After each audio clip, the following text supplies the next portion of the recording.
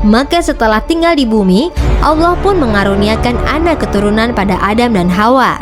Ketika Hawa melahirkan, anaknya selalu kembar laki-laki dan perempuan. Diriwayatkan dari Ibnu Ishaq dalam tafsir Baghawi dan tafsir Al-Qurtubi bahwa Hawa melahirkan 40 anak dengan 20 kali mengandung.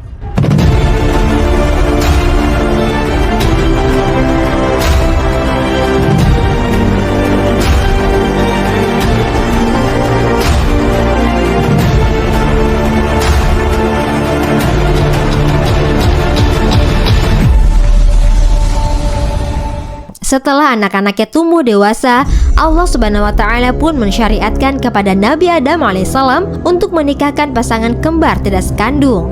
2 pasang anak kembar laki-laki dan perempuan pertama diberi nama Qabil dan Iklimah. Sedangkan anak kembar kedua bernama Habil dan Labuda atau Layuda. Adapun kisah yang paling terkenal adalah antara Qabil dan Habil. Pada saat ketika Nabi Adam hendak menikahkan Qabil dengan Labuda, proteslah Qabil dan membangkang dikarenakan Labuda tidak cantik. Qabil yang sedari awal sudah menjadi incaran iblis menjadi terpengaruh oleh bujuk rayu iblis tersebut. Ia menginginkan dan merasa berhak atas saudari kembarnya sendiri, yaitu Iklimah, lantaran Iklimah memiliki paras yang cantik. Ia bahkan mendapat bisikan dari iblis untuk membunuh Habil. Dikarenakan tidak mau mengalah dan penuh rasa dengki, berdasarkan wahyu dari Allah, maka Nabi Adam pun memerintahkan kedua putranya untuk berkurban agar dapat mengambil pilihan terbaik.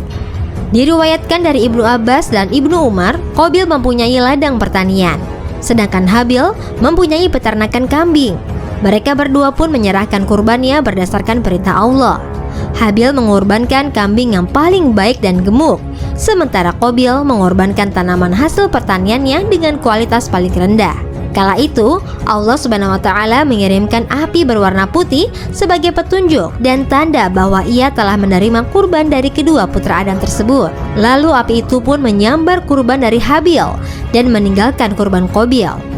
Al-Qurtubi menukilkan dari Sa'ad bin Jubair rahimakumullah bahwa kambing itu diangkat ke surga dan hidup di sana hingga diturunkan lagi ke bumi untuk dijadikan tebusan Nabi Ismail alaihissalam ketika hendak disembelih Nabi Ibrahim alaihissalam. Wallahu a'lam bishawab. Ketetapan Allah ini membuat Qabil tersulut marah dan berkata kepada Habil, "Sungguh aku benar-benar akan membunuhmu hingga engkau jadi menikahi saudara perempuan kembaranku."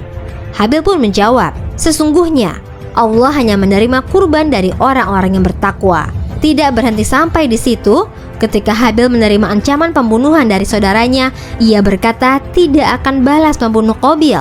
Hal ini diabadikan dalam Al-Quran surat Al-Ma'idah ayat 28. Ini menunjukkan bahwa Habil tidak membalas kejahatan dengan kejahatan, tetapi ia lebih memilih untuk diam karena keimanannya. Ia merasa takut kepada Sang Pencipta apabila ia turut melakukan kerusakan di muka bumi.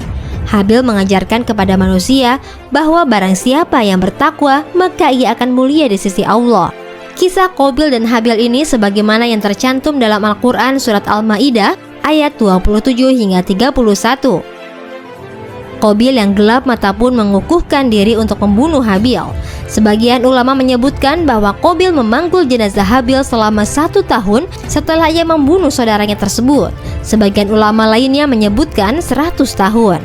Sampai akhirnya Allah mengutus 2 ekor burung gagak yang bertarung sehingga salah satunya mati.